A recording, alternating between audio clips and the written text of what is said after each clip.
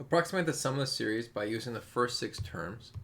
So we have the sum from n equals 1 to infinity, negative 1 to the n plus 1, times 3 all over n squared. First thing we need to do to approximate this sum is to make sure that the alternating series test applies here and that this series converges. So this is alternating. We need to see that it's positive. So 3 over n squared is always positive whenever n is between 1 and infinity. We want to show it's decreasing. Well, the denominator n squared is definitely bigger than 3, so the denominator is getting bigger and bigger. The numerator stays the same, so that's definitely decreasing. And then the last one, the limit goes to 0. Well, you have 3 over n squared. As n approaches infinity, 3 over n squared go to 0. So those conditions are met. So in order to find this, we need to look at the absolute value of the sum of the series minus the sum of the first six terms.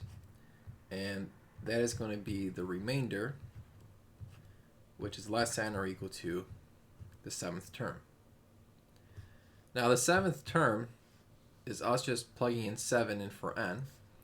In other words, negative 1 to the 7 plus 1 times 3 over 7 squared, which is simplified to get 3 over 49. So now we can find what the sum of the first six terms are. Plug in n equals 1, n equals 2, all the way up to n equals 6. So we'll get 3 minus 3 fourths plus 3 ninths minus 3 over 16 plus 3 over 25 minus 3 over 36.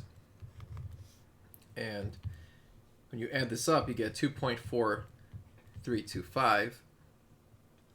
So what we have here is the absolute value of s, which is the sum of the series, minus the sum of the first six terms, which is 2.4325, is less than or equal to the seventh term, which we found out to be 3 over 49. Now we can simplify this by removing the absolute value and saying that s minus 2.4325 is between negative 3 over 49 and positive 3 over 49. We're going to add 2.4325 to both sides, and that's where we end up with 2.3713 is less than or equal to s, less than or equal to 2.4937. And this is our approximation. Okay, next problem. We're given the sum from n equals 0 to infinity, negative 1 to the n, over 2n plus 1 factorial. So we're given that this is equal to sine of 1.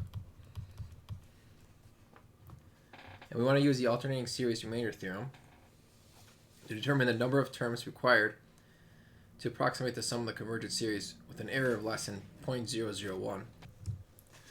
So for this, we have to look at the absolute value of the n plus first term, and we want that to be less than or equal to 0.001. So the n plus first term, that is going to be when we plug in n plus 1 in for n, so that would be negative 1 to the n plus 1 over 2 times n plus 1 factorial, and absolute value of that less than or equal to 0.001.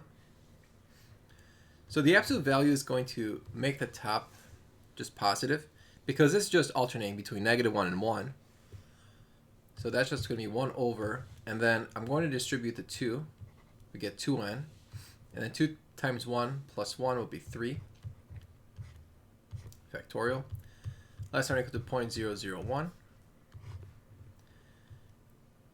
Now I'm going to flip both sides, and when I flip both sides, the inequality switches, and then I'm going to have 1 over 0.001, which is 1,000. And at this point, you just need to figure out what n do we plug in so that it's greater than or equal to 1,000. So if you plug in n equals 0, obviously that's 3 factorial, doesn't work. If you plug in n equals 1, you get 5 factorial, that's 120, that doesn't work. But when you plug in n equals 2, that does work. So this one, again, is just trial and error.